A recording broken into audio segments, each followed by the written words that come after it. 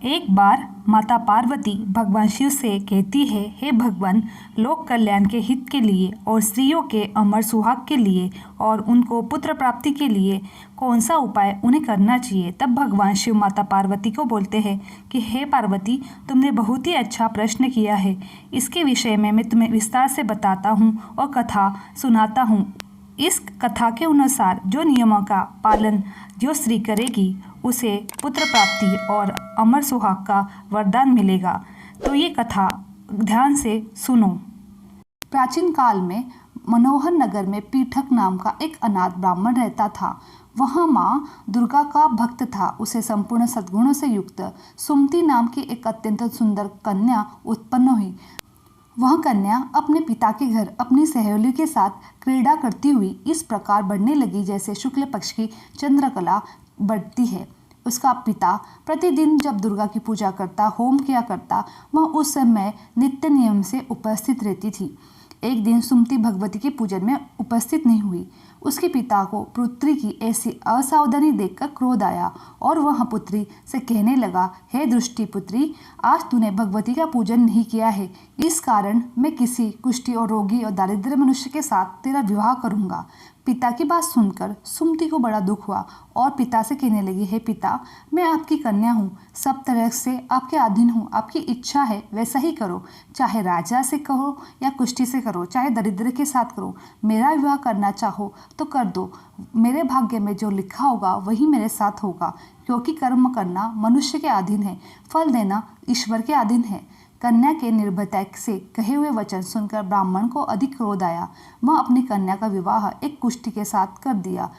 अत्यंत क्रोधित हो पुत्री से कहने लगा, हे पुत्री, अपने कर्म का फल भोगो। देखो भाग्य के भरोसे रहकर क्या करती हो। पिता के ऐसे कटु वचनों को सुन सुमति मन में विचार करने लगी, अहो, मेरा बड़ा दुर्भाग्य है जिससे मुझे ऐसा पति मिला है।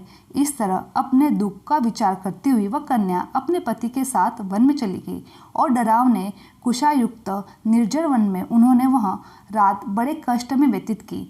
उस गरीब बालिका की ऐसा दशा देख देवी भगवती ने पूर्व पुण्य के प्रभाव से प्रकट हो सुमति से कहा, हे दीन ब्राह्मणी, मैं तुझ पर प्रसन्न हूँ, तू जो चाहे वरदान मांग सकती हो।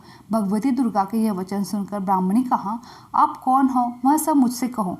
ब्राह्मणी का ऐसा वचन सुनकर देवी कहने लगी, मैं आदिशक्ति भगवती हूँ और मैं ब्रह्म विद्या व सरस्वती हूँ। प्रसन्न होने पर मैं प्राणियों को दुख दूर सुख प्रदान करती हूँ। हे ब्राह्मणी, मैं तुझे पूर्व जन्म के पुण्य के प्रभाव से प्रसन्न हुई हूँ। तुम्हारे पूर्व जन्म का वृत्तांत सुनाती हूँ, तुम सुनो।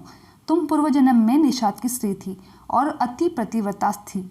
एक दिन तेरे निषाद ने चोरी की। चोरी करने के कारण तुम दोनों को सिपाही ने पकड़ लिया और जेल में बंद कर दिया।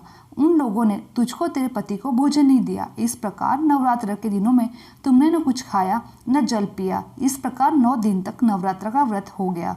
हे ब्राह्मणी, उन दिनों में जो तूने व्रत किया है, इस व्रत के प्रभाव से प्रसन्न होकर मैं तुम्हें मनवांछित वर देना चाहती हूँ। तुम्हारी जो इच्छा हो वो मांगो।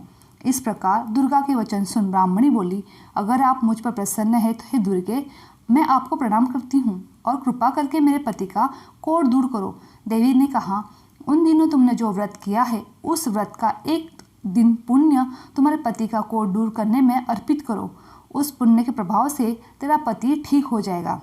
इस प्रकार देवी के वचन सुन ब्राह्मणी प्रसन्न हुई और पति को निरोगी करने की इच्छा से जब वो तथास्तु ऐसा वचन कहा, तब उसने पति का शरीर भगवती दुर्गा से कृपा से कोढ़ दूर हो गया। वह ब्राह्मणी पति को देख देवी की स्तुति करने लगी, हे दुर्गे, आप दुर्गति को दूर करने वाली, तीनों लोगों को संताप हरने वाली, समस्त दुखों को दूर करने वाली, रोगी मनुष्य को निरोगी करने वाली, प्रसन्न होने पर मनवांछित वर देने वाली, दुष्ट मनुष्य का नाश करने वाली, जगत की माता हो। हे अम्बे, मुझ निरपराध अबला को मेरे पिता ने कुष्ठी मनुष्य के साथ विवाह कर घर से निकाल दिया।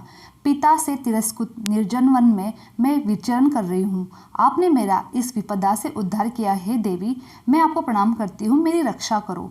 उस ब्राह्मण की ऐसी स्तुति सुन देवी बहुत प्रसन्न हुई और ब्राह्मणी से कहने लगी, है ब्राह्मणी, तेरे उद्दालय नाम का एक अति सुंदर, बुद्धिमान, धनवान, कीर्तिमान पुत्र शीघ्र उत्पन्न होगा। ऐसा वर देकर देवी ब्राह्मणी से फिर कहने लगी, और कुछ तेरी इच्छा है तो मांग ले। सुमति ने कहा, हे भगवती दुर्गे, अगर आप मुझ पर प्रसन्न हो तो कृपा कर मुझे नवरात्र व्रत की विधि विस्तार से वर्णन करें। ब्राह्मणी के वचन सुन माँ दुर्गा कहने लगी, हे ब्राह्मणी, मैं तुम्हें संपूर्ण पापों को दूर करने वाले नवरात्र व्रत की विधि बतलाती हूँ। चैत्र मास के शुक्ल पक्ष की प्रतिपदा से लेकर 9 दिन तक व्रत करे। यदि दिन भर व्रत न कर सके तो एक समय भोजन करे। शुभ मुहूर्त में घट स्थापना करे और वाटिका बनाकर उसको प्रतिदिन जल सींचे। महाकाली, महालक्ष्मी, माँ सरस्वती की मूर्तियां स्थापित कर उनकी विधि सहित पूजा करे। बिंजोरा के फल से अर्घ्य देने से रूप की प्राप्ति होती, जायफल से अर्घ्य देने से कीर्ति, दाग से कार्य की सिद्धि, आंवले से सुख की प्राप्ति होती है और केले से अर्घ्य देने से आभूषण की प्राप्ति होती है। इस प्रकार पुष्पों व फलों से अर्घ्य देकर व्रत समाप्त होने पर 9वें दिन विधि विधान से हवन करे। खांड, घी, गेहूं, शहद, जौ, तिल, बेलपत्र, नारियल, दाख और कंदम जैसी विभिन्न सामग्री से हवन करे। आंवले से कीर्ति की और केले से पुत्र की और कमल से राज सम्मान और दाखों से संपदा की प्राप्ति होती है। खांड, घी, नारियल, शहद, जौ, तिल तथा फलों से होम करके मनोवांछित वस्तु की प्राप्ति होती है। व्रत करने वाला मनुष्य इस विधि विधान से होम कर आचार्यों के अत्यंत नम्रता के साथ प्रणाम करे। यज्ञ की सिद्धि के लिए उसे दक्षिणा दे। इस प्रकार बताई विधि के अनुसार जो व्यक्ति व्रत करता है उसके सब मनोरथ सिद्ध होते हैं।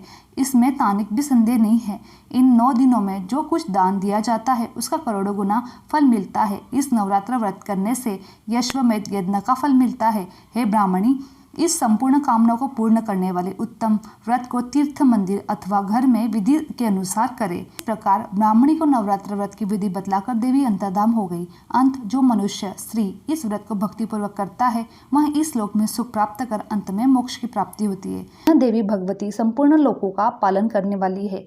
इस महादेवी के प्रभाव को कौन जान सकता है? बोलो देवी भगवती की जय। मेरी ये वीडियो आप लोगों को अच्छी लगी तो चैनल को लाइक, शेयर और सब्सक्राइब करना ना भूलें। आप सभी का धन्यवाद।